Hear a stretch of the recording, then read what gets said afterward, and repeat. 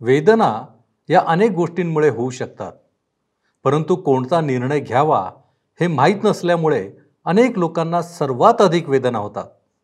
काय आपले निर्णय नेहमी योग्य असतात?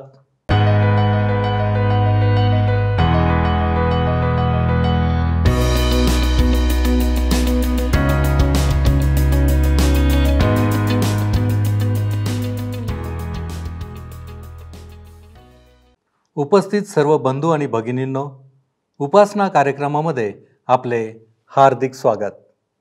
प्रियांनो, योग्य वेळी घेतलेला योग्य निर्णय एखाद्याचे जीवन बदलून टाकते. बिकट परिस्थितीमध्ये घाबरून जाणारे अनेक असतात आणि अशा प्रसंगात आपली साथ देणारे लोकही कधी पलायन करतील सांगता येत नाही. ते अगदी आमचे रक्ताचे नातेवाईक असले तरीही कधी सोडून जातील हे सांगता येत नाही. म्हणूनच बिकट परिस्थितीमध्ये योग्य निर्णय आमच्यासाठी एक कळीचा मुद्दा ठरतो. आज आपण नामी समोर असलेल्या बिकट परिस्थितीचा आढावा घेणार आहोत. नामी आणि तिच्या पतीने काही निर्णय घेतला होता, त्यामुळे बिकट परिस्थिती या कुटुंबावर ओढवली. नंतर सर्व काही गमावल्यानंतर तिने माघारी जाण्याचा निर्णय घेतला. तिच्या सुनांसमोर तिने पर्याय ठेवला. तो पर्याय कोणता होता? तिच्या सुनांनी तिचे म्हणणे ऐकले का? या गोष्टी आपल्याला अध्ययनातून कळणार आहेत. तर मग चला प्रियांनो, आपण आपल्या अध्ययनाची सुरुवात करूया. श्रोत्यानो, ह्या दिवसांमध्ये आम्ही रूथच्या पुस्तकाचे अध्ययन करीत आहोत. पहिल्या 3 वचनांवर आम्ही थोडा वेळ मागच्या कार्यक्रमात विचार केला होता. मी आपणाला सांगितलं होतं श्रोत्यानो की अलीमलेक ह्या नावाचा अर्थ परमेश्वर माझा राजा असा आहे आणि नामी ह्या नावाचा अर्थ माझा प्रियतम, माझा आनंद. मी आपणाला हे सुद्धा सांगितलं होतं की पवित्र शास्त्रातील सर्व नावांचे विशेष अर्थ आहेत, परंतु ह्या कुटुंबाने आपल्या लेकरांची नावे मात्र फारच विचित्र अशी ठेवलीत. महलोन, ज्याचा अर्थ आहे आजारी, अस्वस्थ, आणि खिल्योन, जो ह्यांचा दुसरा मुलगा होता, त्याचा अर्थ आहे दुबळा आणि लहान. परमेश्वराने एक फार मोठी परीक्षा घेतली. देशात दुष्काळ पडला आणि अलीमलेखाने काय केले? तो त्याच्या नावाप्रमाणे वागला नाही. हे फक्त शाब्दिक रूपात होते. प्रत्यक्षात मात्र घडले नाही की परमेश्वर त्याचा राजा आहे.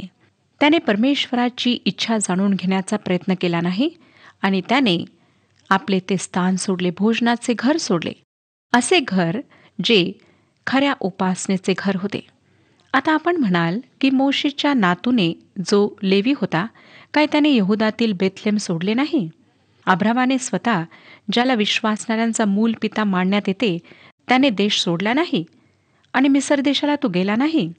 तेथे सुद्धा दुष्काळ पडला होता. श्रोत्यांनो, हा व्यक्ती मोवाब देशात गेला, जे त्याच्या ठिकाणापासून फक्त 25-30 मैल दूर होते. मोवाब इस्रायलचा दूरचा नातलग नव्हता का? आणि तो तेथे नेहमीकरिता गेला नव्हता, फक्त दुष्काळ संपेपर्यंतच गेला होता. त्या लोकांशी मिसळणार नाही, एका परदेशाप्रमाणे तो राहणार होता. हे सारे कारण खरे होते, पण हे सर्व परमेश्वराच्या आज्ञाचे उल्लंघन होते. जर अलीमलेखाने परमेश्वराची इच्छा जाणून घेतली असती तर त्याने तो प्रांत कधीच सोडला नसता. परमेश्वराने तो प्रांत, तो देश त्याच्या लोकांना ह्यासाठी दिला होता की त्यांनी नेहमीकरिता तेथे वास करावा. जरी मोवाबचे मैदान बेथलेमपासून कमी अंतरावर होते, तरी यार्देन नदीद्वारे त्याला विभागण्यात आले होते. कनानमधून बेथलेममध्ये जाण्याकरिता यार्देन नदी पार करावी लागत असे.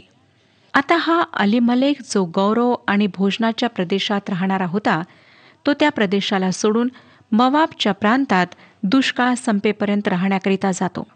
मोवाबाविषयी परमेश्वराच्या वचनात काही गोष्टी आम्हाला आढळतात ज्या फार चित्तवेधक आहेत. स्तोत्रसंहिता 108 आणि 9 वचन सांगतं, परंतु मोवाब व अदोम धिक्कारलेले आहेत. पलेशेथावर मी विजय मिळवीन. परमेश्वराच्या दृष्टिकोनातून मोवाब धिक्कारलेला होता. हे लोक टाकलेल्या जातीचे होते. त्यांचा प्रारंभ फार घाणेरडा, नीच आणि दुःखाने भरलेला होता आणि परमेश्वराच्या वचनामध्ये मोवाबाला कुठलेच स्थान प्राप्त होत नाही. दुसऱ्या शब्दात परमेश्वर असे म्हणतो की मोवाब एखाद्या कचऱ्याच्या टोकरीप्रमाणे आहे. अलीमलेक व त्याचा पूर्ण परिवार मोवाब देशात राहण्यास जातात. ते भोजनाने गौरवाचे घर सोडतात आणि ह्या कचऱ्याच्या टोकरीप्रमाणे असलेल्या प्रांतात येतात. तुम्ही ह्याआधी कधी ही गोष्ट ऐकली आहे काय? मला खात्री आहे की अवश्य तुम्हाला उधळ्या पुत्राच्या दृष्टांताचे स्मरण होईल, ज्याविषयी आमच्या प्रभू येशू ख्रिस्ताने सांगितले होते. त्या उधळ्या पुत्राने आपल्या पित्याचे घर सोडले, ज्या ठिकाणी सगळे काही भरपूर होते, आणि तो दूर देशात गेला, ज्या ठिकाणी त्याची उपासमार होऊ लागली. डुकरे ज्या शेंगा खात त्या खाऊन तो पोट भरीत असे. मला नाही वाटत श्रोत्यानो की येशू ख्रिस्ताने ही गोष्ट मनाने रचून सांगितली. इतकेच नाही, परंतु त्याने दृष्टांत सुद्धा रचले नाहीत, तयार केले नाहीत. मला वाटतं जे काही दृष्टांत येशू ख्रिस्ताने सांगितलेत त्या सर्व खऱ्या घटना होत्या. कदाचित त्या दिवसात असे बरेच मुले होती ज्यांच्या बाबतीत हे दृष्टांत लागू पडत होते, आणि तेव्हापासून आतापर्यंत ही घटना बऱ्याचशा लोकांच्या जीवनात घडली आहे. येथे एका उधळ्या परिवाराची कहाणी आहे. दुष्काळ पडला तेव्हा ते आपला देश सोडून दुसऱ्या देशात गेलेत. ते आलेल्या स्थितीचा सामना करू शकले नाहीत. ते घाबरून गेलेत. पवित्र शास्त्र बायबलमध्ये 13 दुष्काळांचे वर्णन आम्हाला वाचायला मिळते. त्यापैकी हा एक दुष्काळ आहे. परमेश्वराच्या वचनात ह्या ज्या दुष्काळांचे वर्णन आहे, हे दुष्काळ लोकांवर दंडाच्या न्यायाच्या रूपात आलेत. ही वेळ शास्त्रांच्या काळातील अंधकारपूर्ण वेळ नाही आहे, परंतु ही घटना त्यावेळी घडली ज्या वेळेला घोर अंधकाराची वेळ मांडण्यात येते. त्यांना हा विश्वास नव्हता की स्तुती आणि भाकरीचे घर बेथलेममध्ये परमेश्वर त्यांची काळजी घेऊ शकेल, त्यांचा सांभाळ करू शकेल, आणि त्यामुळे हे लोक मोवाब देशात पळाले. माझी इच्छा आहे श्रोत्यानो की आपला ह्या कुटुंबाशी परिचय व्हावा. फारच मजेशीर कुटुंब आहे हे. आम्ही त्यांच्या नावांचा अर्थ पाहिला. हे सर्व मोवाब देशात गेले आणि तेथे स्थायिक झालेत. उधळ्या पुत्र जरी डुकराच्या ठिकाणी राहत होता, तरी शेवटी त्याने म्हटले की मी माझ्या पित्याकडे जाईन. उधळी लोक पुष्कळदा जेव्हा डुकराच्या राहण्याच्या ठिकाणासारख्या घाणेरड्या स्थळी राहतात, तेव्हा त्यांचे डोळे उघडतात, त्यांना होश येतो. हे कुटुंब सुद्धा बरेच वर्ष तेथे राहिले.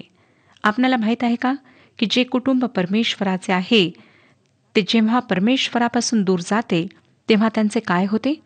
त्यांना त्या दूरच्या स्थानी फटके बसतात, चाबकाचे फटकारे मिळतात. उधळ्या पुत्राचा पिता सुद्धा म्हणू शकत होता, जा आणि माझा चमड्याचा कोडा घेऊन या. मी ह्या मुलाची चमडी उधळतो. हा पळपुट्या माझे सर्व पैसे बर्बाद करून आला. माझी इज्जत, मान मरातब त्याने धुळीस मिळवले. आज मी ह्याला चांगला धडा शिकवणार.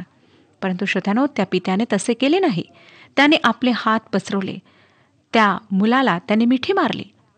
त्या मुलाकरिता सुंदर वस्त्र त्याने तयार करवलेत आणि चांगले भोजन तयार करण्याची नोकरांना आज्ञा दिली. आज अनेक लोक हाच विचार करतात की परमेश्वर कठोर आहे, तो एक निर्दयी पिता आहे, आणि जर आम्ही त्याच्याजवळ येऊ तर तो आम्हाला जवळ घेणार नाही, तो आम्हाला शिक्षा देईल. माझ्या प्रिय श्रोता बंधू भगिनींनो, परमेश्वर आपणास शिक्षा करणार नाही, कोडे लावणार नाही. कोडे तुम्हाला त्याच्यापासून तुम्ही जेव्हा दूर जाता तेव्हा पडतात. उधळ्या पुत्राला सुद्धा कोड्यांचा मार पित्यापासून दूर जाऊनच पडला. ह्या कुटुंबाला सुद्धा शिक्षा मिळणार होती. दूर देशात ह्यांच्यावर सुद्धा चाबकाचे फटकारे पडणार होते. परंतु मला वाटतं हे एक चांगले कुटुंब होते. आता काय होतं ते पहा. 3रं वचन मी आपणाकरिता मागच्या कार्यक्रमात वाचलेलं आहे. पुन्हा वाचते श्रोत्यानो. पुढे नामीचा पती अलीमलेक हा वारला आणि नामी व तिचे 2 पुत्र मागे राहिले. त्यांना ह्या दूरच्या देशात त्रास होणार हे मी आधीच सांगितले होते, आणि आम्हाला दिसतं की हा त्रास त्यांना झाला. असं नेहमीच होतं. योहानाचे पहिले पत्र 5वा अध्याय आणि 16व्या वचनात योहान म्हणतो, ज्याचा शेवट मरण आहे असे पाप. मला माहीत नाही श्रोत्यानो की तुमच्याकरिता शेवट मरण आहे असे पाप ह्याचा काय अर्थ आहे. हनन्या आणि सफीराकरिता ते पवित्र आत्म्याशी लबाड बोलणे होते. मला नाही वाटत की आज हे प्राणघातक पाप आहे. जर हे प्राणघातक पाप असते ना श्रोत्यानो, तर आम्ही प्रेतक्रिया करण्यामध्येच पूर्ण वेळ व्यस्त राहिलो असतो. कारण आज लोकांना लबाड बोलणे, खोटी धार्मिकता दाखवणे ह्याविषयी काहीच वाटत नाही. मंडळांमध्ये चालू असलेले प्रकार, राजकारण, देवाच्या पवित्र वचनाचा गैरवापर, वचनाचा आधार घेऊन टीका-टिप्पणी करणे, हे सर्व पाहून असं वाटतं की लोकांना परमेश्वराच्या पवित्र आत्म्याच्या उपस्थितीचे मुळीच भान राहत नाही. आता हे प्रत्येक ख्रिस्ती व्यक्तीकरिता एकसारखे नाही, हे लक्षात घ्या. परंतु पहा, जेव्हा आपण परमेश्वरापासून दूर जातो तेव्हाच त्रास सुरू होतो. आता तिच्या पतीचा मृत्यू होतो. नंतर लक्षात घ्या त्याच्या मृत्यूनंतर काय होते ते. 4 वचन सांगतं, त्या दोघांनी 2 मोवाबी स्त्रिया बायका केल्या. एकीचे नाव अर्पा व दुसरीचे नाव रूथ होते. ती तेथे सुमारे 10 वर्षे राहिली. ज्या क्षणी त्यांनी तसे केले, त्यांनी मोशेद्वारा देण्यात आलेल्या नियमांचे उल्लंघन केले. दुसरे पाऊल नेहमीच धर्मत्यागाचे असते आणि हे पापामध्ये निरंतर गुंतून राहणे, अधिक पापांच्या राशी वाढवणे होय. आणि हेच त्यांनी केले. त्यांनी मोशेचा करार मोडला आणि मोवाब देशातल्या मुलींशी लग्न केले. अर्पा म्हणजे हरिण किंवा हरणाचे पाडो. ह्याचा अर्थ ती धट्टीकट्टी होती. आणि आपणाला आश्चर्य वाटेल की अशा धट्ट्या-कट्ट्या मुलीने ह्या आजारी दुबळ्या मुलाशी लग्न का केले? परंतु तिने केले. अर्पानंतर आम्ही अशा एका स्त्रीकडे येतो जिच्याबद्दल जाणून घेण्यास आपण सर्व उत्सुक आहात.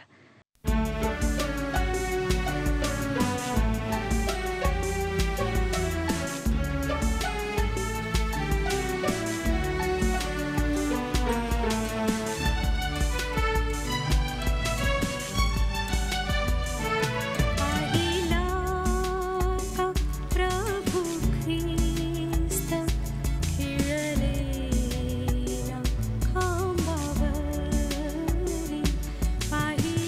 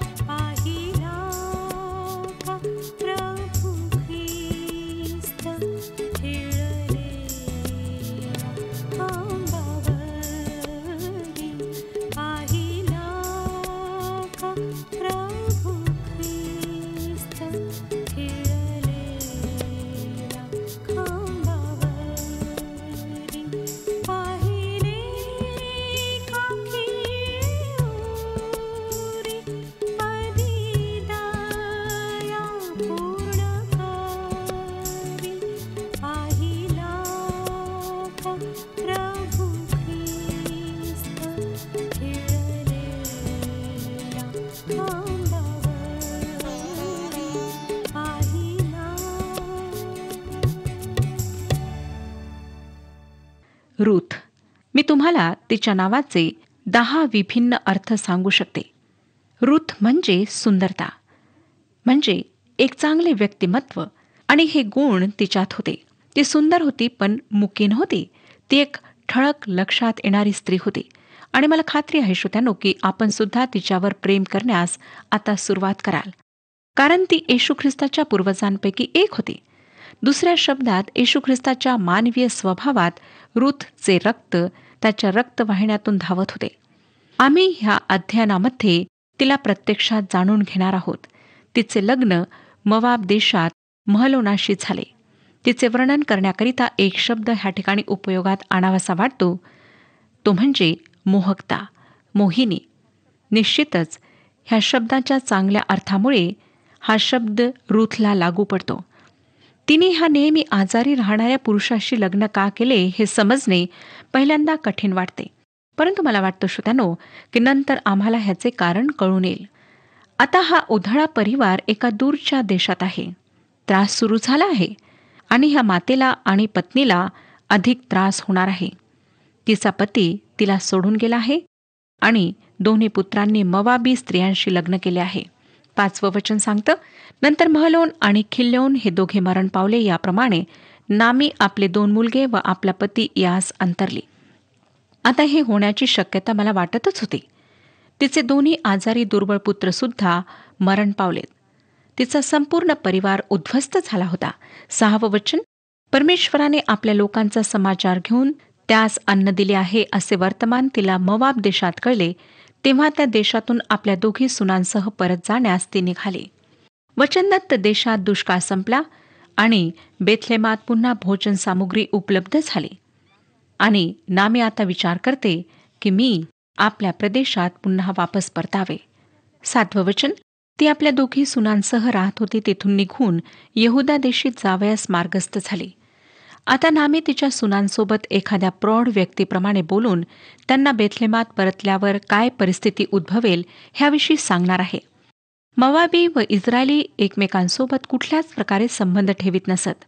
नंतर आम्हाला आढळतं की इस्रायली सामरी लोकांशी सुद्धा कुठलाच संबंध ठेवीत नसत. नामी स्वतःच्या सुनांना सांगते की मोवाबी असल्यामुळे त्यांना बेथलेमी जाणे किती महाग पडेल. त्यांचे पुन्हा लग्न होऊ शकणार नाही.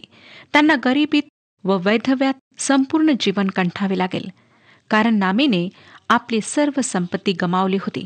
8वं वचन, नामी आपल्या दोघी सुनास म्हणाली, तुम्ही दोघी आता आपापल्या माहेरी जा. तुम्ही जशी मृतांवर व मजवर माया केली तशीच परमेश्वर तुम्हावर करो.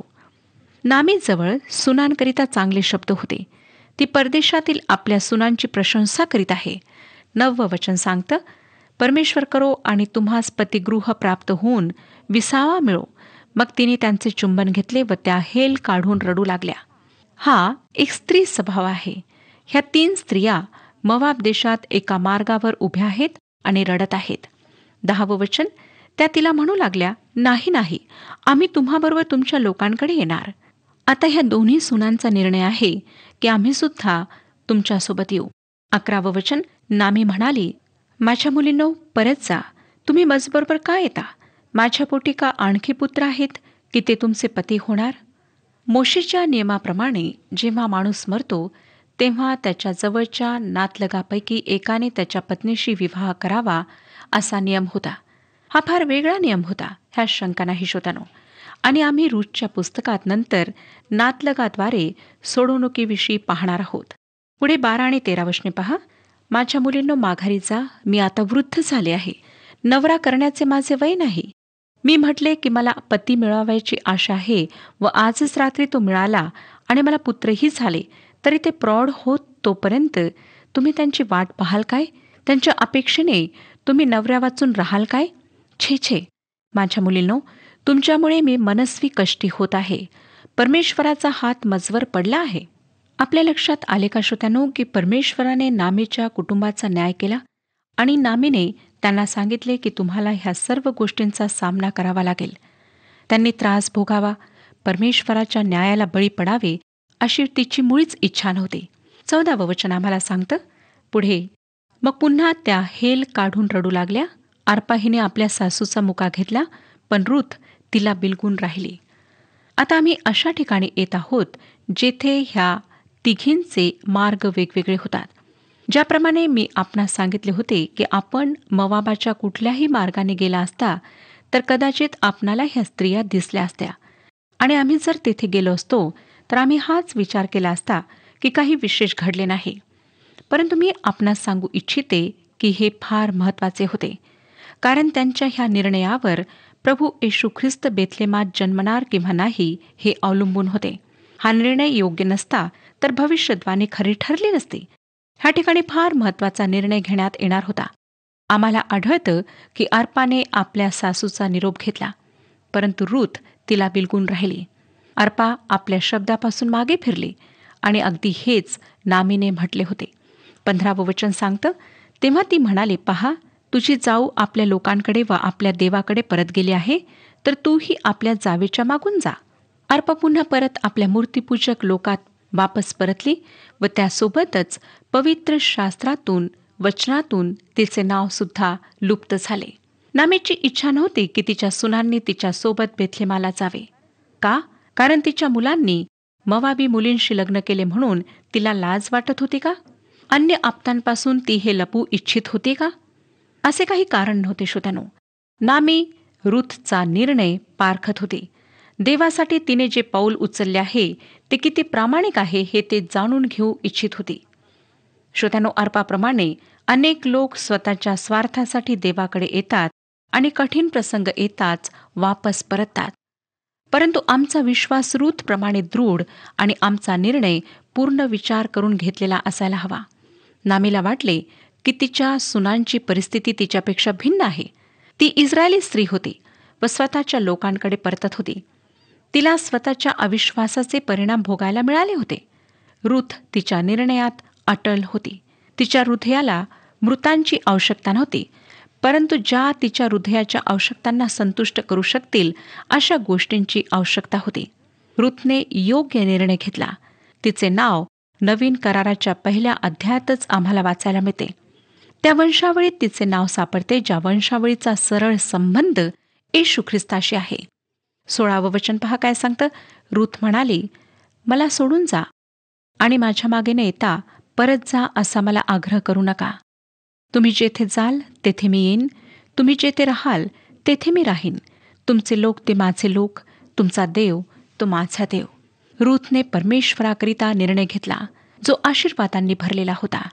मला वाटतं श्रोत्यानो, हाच खरा पश्चाताप आहे. हाच पश्चाताप काही करून दाखवू शकतो. ह्याला अर्थ आहे अगदी हेच नवीन करारात करिंथकरास दुसरे पत्र 7 अध्याय आणि 10व्या वचनामध्ये लिहिले आहे. वचन आम्हाला सांगतं, कारण ईश्वर प्रेरित दुःख तारणदायी पश्चातापास कारणीभूत होते. श्रोत्यानो, रूथच्या जीवनामध्ये आम्हाला दृढपणा आढळतो.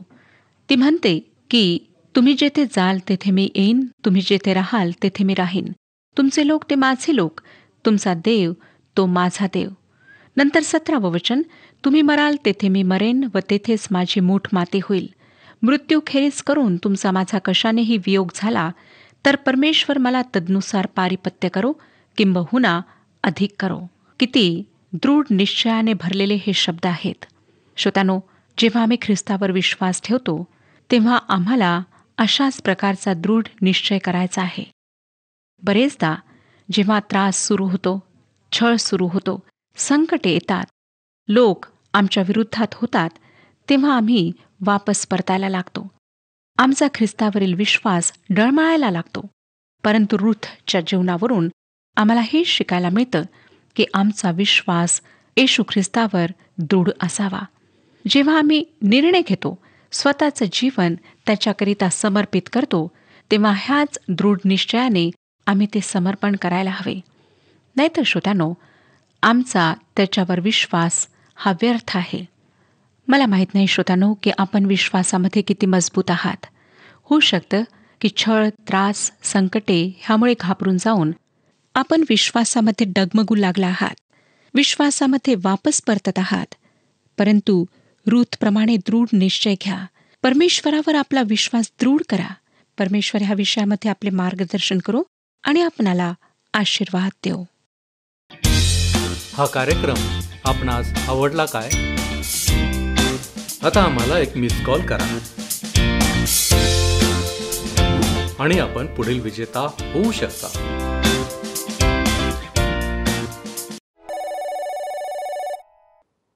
प्रियांनो, मनुष्य या नात्याने आमच्या हातून चुका होतात. आम्ही अयोग्य निर्णय घेतो, आम्ही भटकतो. परंतु त्यानंतर पुन्हा योग्य मार्गावर येणे आमच्यासाठी आवश्यक आहे. आज आम्हाला उधळ्या पुत्राचे माघारी येणे हे अंतःकरणाला स्पर्श करणारे ठरले असेल. म्हणूनच नामीने घेतलेल्या योग्य निर्णयाचे महत्त्व देखील समजून आले असेल. होय प्रियांनो, जर आम्ही प्रीतीने भरलेले असू तर नक्कीच आमच्यावर परमेश्वर देखील प्रीतीचा वर्षाव करतो. तो आम्हाला योग्य निर्णय घेण्यासाठी प्रवृत्त करतो. आज आपण विचार करू की काय आम्ही अयोग्य निर्णय घेऊन देवापासून दूर तर गेलो नाही ना? जरी असेल तरी चिंता करू नका, माघारी वळा, वेळ घालू नका. हाच आमचा योग्य निर्णय होऊ शकतो. आपण तयार आहात काय? आपण प्रार्थना करू. पवित्र पवित्र पवित्र थोर आणि सामर्थ्यवान देव बापा, जो तो आम्हाला नेहमी संधी देणारा देव आहेस. आणि बापा, आम्ही मिळालेल्या संधीचा योग्य उपयोग करावा ही तुझी इच्छाच आहे.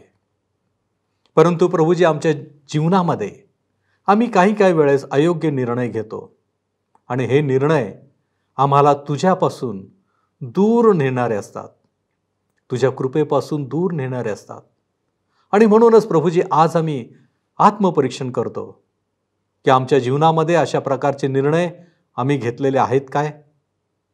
आणि जर घेतलेले असतील तर आज आम्ही उधळ्या पुत्राप्रमाणे त्या तुझ्याकडे आम्ही येतो माघारी.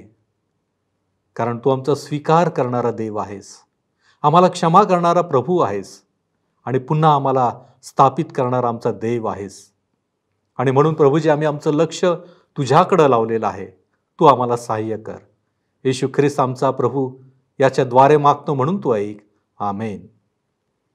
आपली पापे पदरी घ्या आणि पापापासून दूर राहा. प्रभू आपणास सहाय्य करो.